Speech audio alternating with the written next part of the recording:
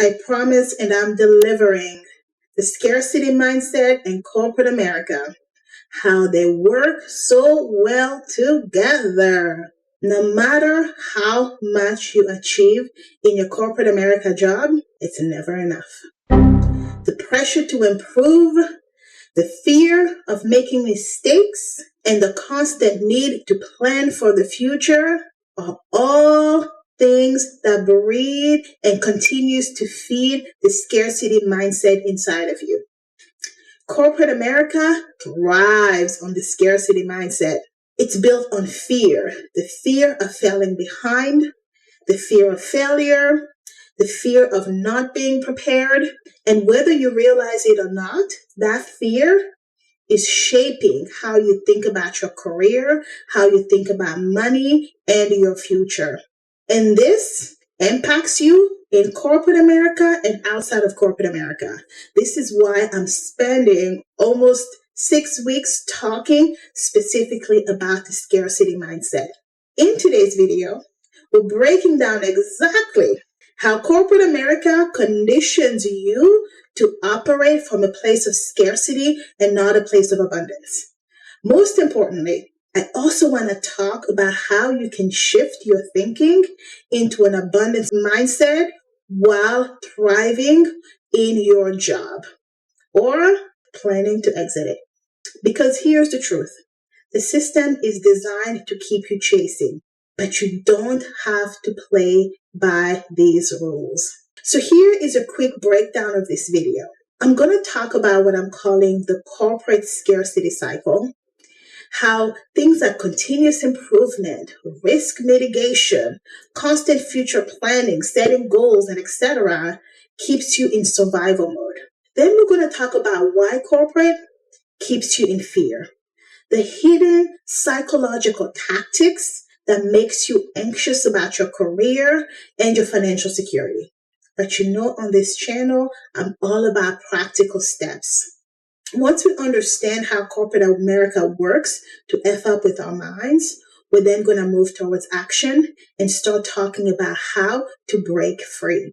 We're going to talk about the practical steps to thrive in corporate while preparing for financial independence. So if you've ever felt trapped in corporate America, questioning if you ever feel financially secure or if you're ready to take your next step, this video is for you. Before we get started, however, please do me a favor.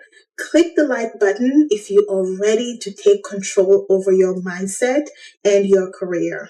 I have a lot of great videos coming up, so also click that subscribe button so you can join the community. Now, if you want to stop feeling like corporate is keeping you in a cycle of fear and scarcity, this video is for you. Let's dive right into it and start breaking the cycle.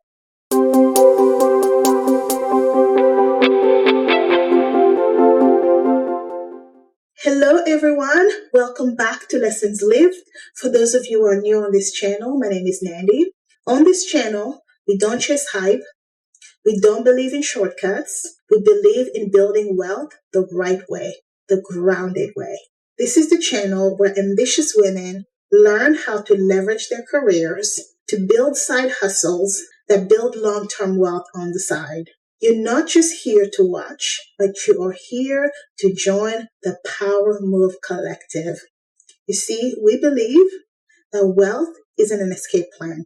It's a power move. So for you, my power mavens in corporate America, this channel is for you. And this video in particular is for all of us. Because today I am breaking down how corporate America keeps the scarcity child in you thriving. You see, corporate America thrives on certain principles that drive progress, efficiency, and risk management. But beneath these strategies lies an often overlooked consequence, the reinforcement of the scarcity mind. I think that it came from it was a book about MBA. It was like a marketing book on MBA. And I remember that there was a quote that resonated really fiercely with me because it went through my scarcity mindset, and my scarcity mindset just gobbled it up like yum, yum, yum, yum, yum. The quote said that in business, the paranoid survive. It was trying to say that when you are in business, you should always be on your toes because you don't know when the next crisis is going to happen. You don't know when the market is going to shift. So you should always be ready for any type of negative thing that can come in the future so that you are prepared to take it on. There is absolutely nothing wrong with being prepared, but it's the concept of being prepared from a place of scarcity. Something wrong is coming. This success is not going to last. So you need to always be on your toes, prepared. This may work for business, but in real life, it's extremely detrimental. This particular quote captures the underlying fear that fuels corporate America decision making.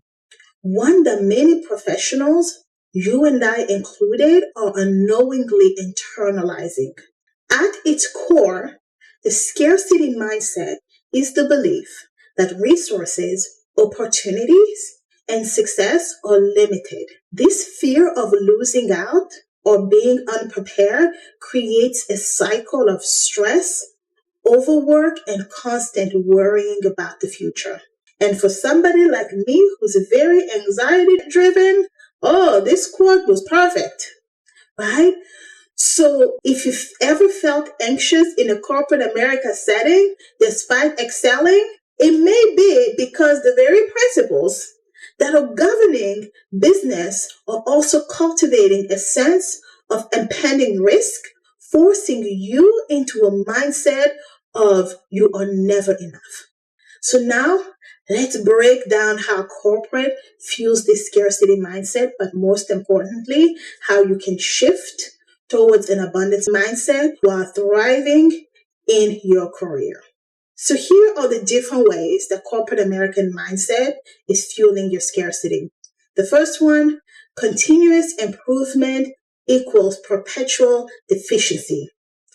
Corporations thrive on continuous improvement, right? This Japanese method, that method, Six Sigma, Agile, Lean, and all these other methodologies exist to refine processes and optimize efficiency.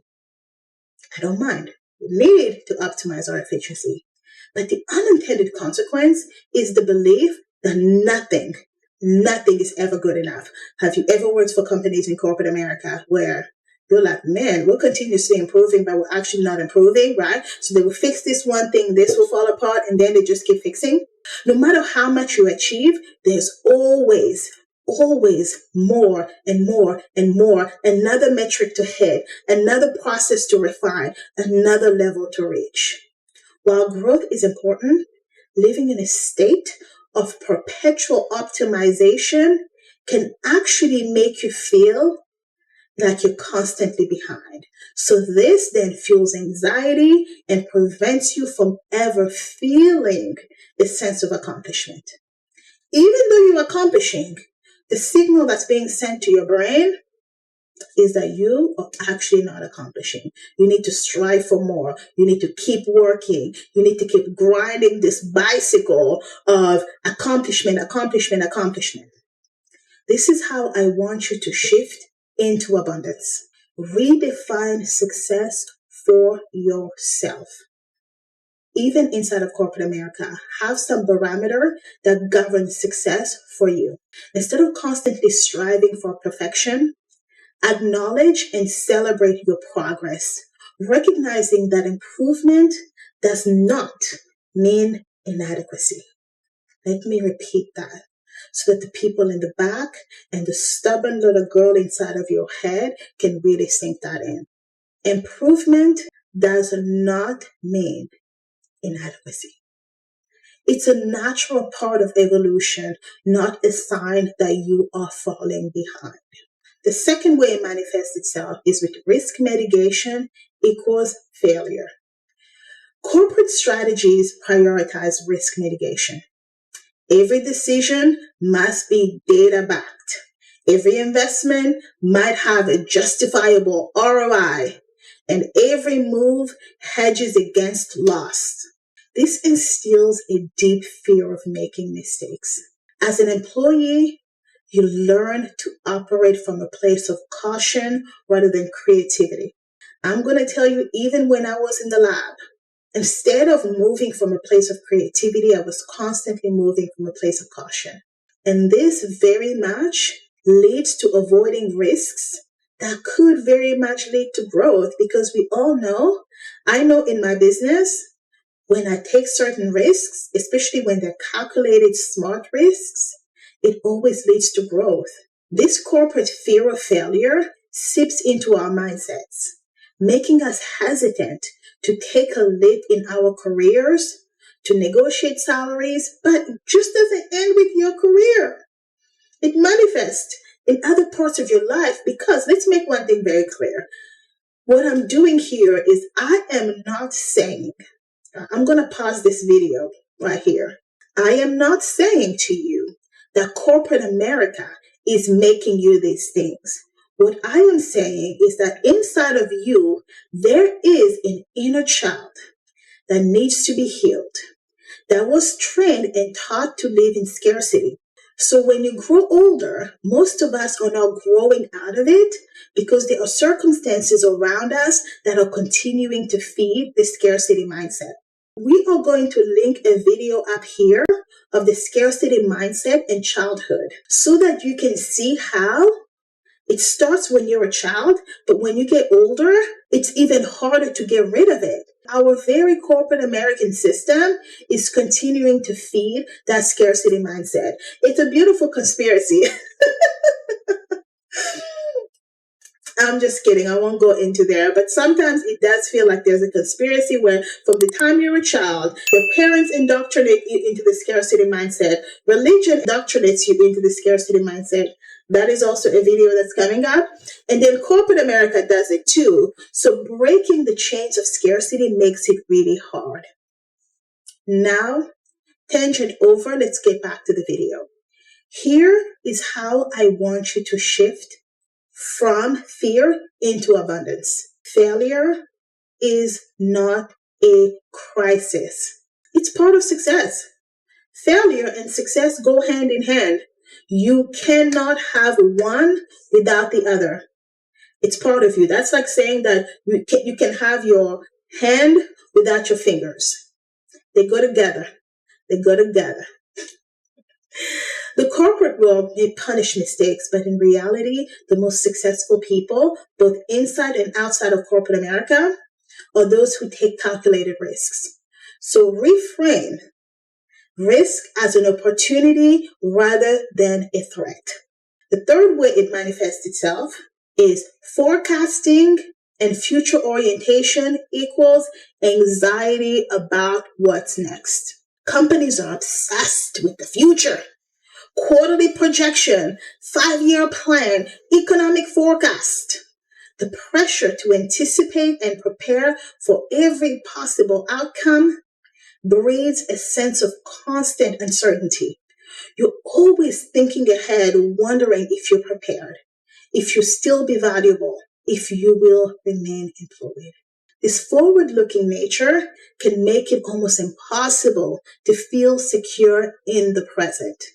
You start making career moves out of fear, or you stay in a job that you hate out of fear, or you overwork to improve your worth, only for you to feel trapped in the cycle of what if this happened, what if that happened, what if this and that happened. Let's shift from scarcity to abundance. Ground yourself in the present.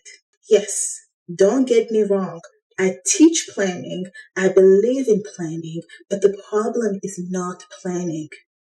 It is wise to plan for the future, but not at the expense of enjoying where you are now. And planning for the future doesn't have to be from a place of fear and lack. It can be from a place of optimism, abundance, and positivity. Right? So I get to plan for the future because this great thing is going to happen. Not these horrible things might happen, so we have to make sure we plan for them. Balance preparation with gratitude. Focus on what you have built and what you've achieved and the skill you already possess. You are already enough. This planning that you're doing is only going to add on top of your already enoughness. Security doesn't come from over preparing. It comes from confidence in your abilities. The fourth way it manifests itself is vision driven goals equals never feeling like you've arrived. Corporate America, in corporate, success is built on goals, stretch goals, performance targets, KPIs. These create a culture where your achievement is never final. There's always a next level, a bigger goal, higher expectations. This is great for business. And don't get me wrong, I don't mind goals. I set them every quarter, every month, and I'm even thinking about setting them every week for places where I'm really struggling and I need to push myself forward. I really want to propel my success in a particular area where I'm struggling. But my darlings, there's a difference between fostering the feeling of success and fostering the mindset that that success is always just out of reach. So if you've ever felt like no amount of success is enough, it's probably because corporate culture conditions us to believe that satisfaction is dangerous. That celebrating too long means that we are going to lose our edge. Now let's make the mindset shift from scarcity to abundance. I want you to define success on your own terms. You are allowed to feel fulfilled without needing a milestone to validate you. Set personal internal goals alongside your corporate ones. Goals that will reflect your own aspirations, not just what is expected of you. This is really important. Make sure you pull out that growth journal and write these things down. What does success mean for you personally in that workplace? Don't just wait for corporate to define success for you. The last thing we'll talk about here is my favorite. Spreadsheets and metrics equals reducing humans to numbers. Corporate runs on data, performance, efficiency, and success. These are all measured numerically. While this makes sense for business operation and predictability, it also reduces employees to numbers. Salaries, productivity, quotas, revenue per employees, all of these are just numbers, numbers, numbers. Even thinking about it is giving me anxiety because I just spent the past 2 weeks digging to mountains and mountains of spreadsheets. This data-driven culture can strip work of its humanity, making you feel like your worth is tied to a metric rather than your actual skills, creativity, or contribution. And the reality is, this is not going to change, right? As a woman who owns a business, metrics are important. But the beautiful thing when you own a business, especially a small business, the humanity is still in there. But in the large mammoth of corporate America, I work for an organization that is worth about 80 something billion dollars with the B. I'm a number. I am just a number. But you know what? Personally, you can shift from that mindset into a mindset of abundance, remembering that you are more than a data. Your value is not just in what you produce, but your value is in who you are, the ideas you bring, and the relationships you cultivate. Don't let corporate metrics define your self-worth. I also have a video on self-worth and the scarcity mindset that we are going to link over here. Before I close, I want to talk about how to cultivate abundance while thriving in your career. I want you to thrive despite all of the nonsense that comes in corporate America because we need that income to build a scalable side business. And hopefully, if you're here long enough watching me, you know that we are grounded in both our careers, but we're taking that money and we're funneling it to our side businesses, okay? Okay? We are building on both fronts. So now let's talk about how to thrive in corporate America. and hopefully move from scarcity to abundance. First thing I want you to do, detach from your work. This doesn't mean you do not excel. This doesn't mean you don't give it your all. You are more than your job title. You are more than your performance review, and you are more than your salary. I want you to recognize that your skill set and knowledge are valuable beyond what is on a spreadsheet. If the leaders in your corporate organization do not recognize that, it doesn't diminish that. You are driven, you are smart, you give it your all. And that is good enough. The second thing I want you to do is embrace collaboration over competition. The scarcity mindset makes people believe that they must outshine their colleagues to succeed. That is corporate nonsense, and do not fall into that. Instead, focus on collective growth. Network with your peers. Ask for mentorship from people who have gone before you. And create more opportunities through collaboration rather than a cutthroat competition. Third thing I want you to do is to reframe risk as opportunity. Rather than fearing failure, view it as a stepping stone towards growth. Take strategic risks. Yes, take strategic risks in your career. Ask for a raise. And if you don't get it, go look for another job or try to apply for that management level role in your organization. And as a side note, pursue a side business with the skills that you're already using at work. If you're an accountant in your job, can you start a bookkeeping business on the side and then add tax planning to it? There's a lot that you can do, but I want you to start taking some risks and train yourself to be independent, to strengthen your confidence muscle so that all of your worth and your sense of well-being and your income is not just coming from corporate America. The fourth thing we are going to do is to practice and celebrate small wins. I mention that quite often on here, but it bears repeating. Instead of constantly chasing the next big thing, appreciate how far you've come. Make it a habit to reflect on your achievements, no matter how small. Bring out that growth journal and start writing how you are succeeding, where you are succeeding, because you are worth it. You are worth it. The last thing we are going to do is to balance future planning with present joy. I'm going to repeat myself. I am not against planning. A lot of these things in corporate America, I'm not necessarily against them. But I do want to caution you because they can feed the scarcity mindset. So if we're moving into these spaces, we should be moving from a place of abundance and joy.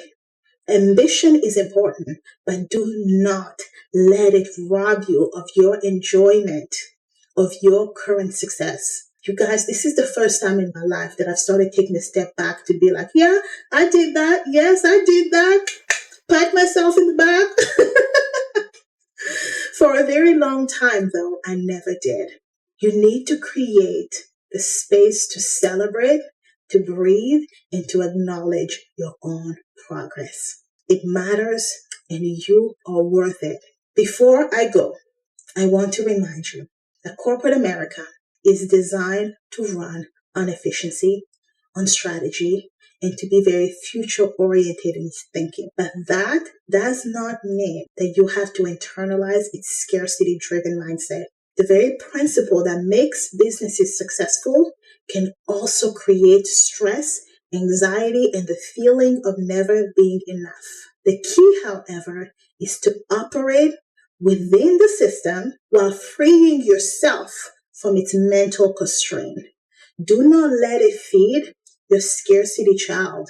Understand the game that is being played, play it well, but don't let it dictate your self-worth or your mindset. When you shift from scarcity to abundance, you don't just survive in corporate America, my dear, you thrive.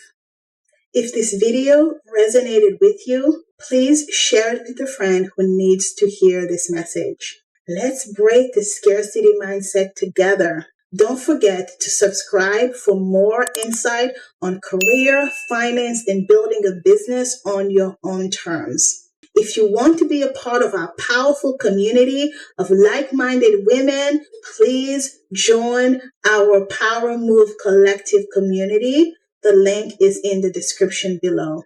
We offer ongoing support and we help to strategize to help you succeed. Thank you for watching. As always, I have so many great videos coming up on real estate, more videos on the scarcity mindset, how it sabotages you. I think my next one is going to be on the scarcity mindset in religion. And I'm also going to be sharing you guys my own personal journey in real estate and how you, if you haven't started investing, can start investing right now. And I'm also going to be sharing, of course, my personal budgeting journey every Friday. Every Friday, you can come watch me manage my money and you get to follow along with me as I make success on reducing my debt. As always, it's such a pleasure to have you join me, and I will see you in the next one.